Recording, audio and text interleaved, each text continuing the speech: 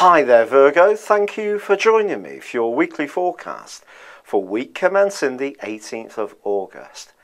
At the end of this week on Friday, the sun is going to hustle and bustle into your sign. Okay, I'm using a little bit of poetic license there.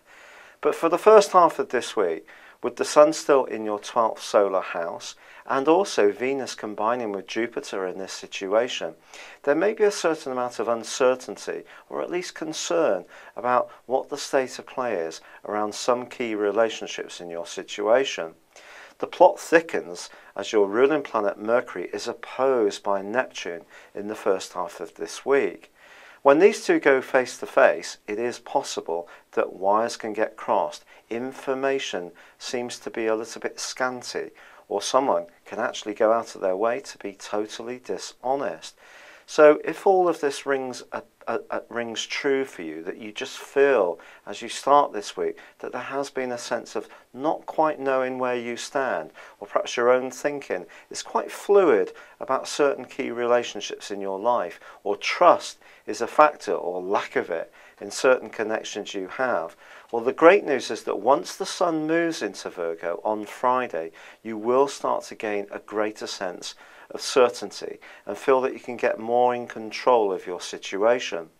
However, it is true to say that a conjunction between Mars and Saturn in the second half of this week, which squares up with Venus, suggests that a conversation could be had which may not be particularly easy. It may see you be absolutely frank with someone and tell them some of the concerns that you have about their attitude. And if you've been keeping these feelings to yourself, they may be quite well taken aback that you're being rather more frank and to the point. But equally, the same can be true in reverse. So you do need to prepare yourself for this.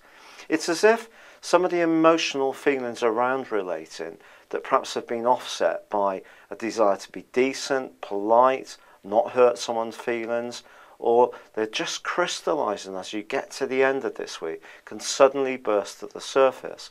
The problem with Mars and Saturn is when they're side by side, self-control does become much harder, because Mars, after all, is a more impulsive planetary influence. Saturn's a very repressive one.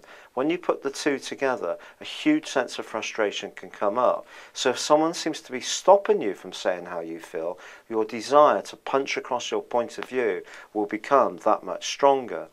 But the land does really change astrologically once the sun moves, because just one day outside the scope of this forecast, pardon the pun, there is a wonderful new moon in your sign on Monday, the first day of next week.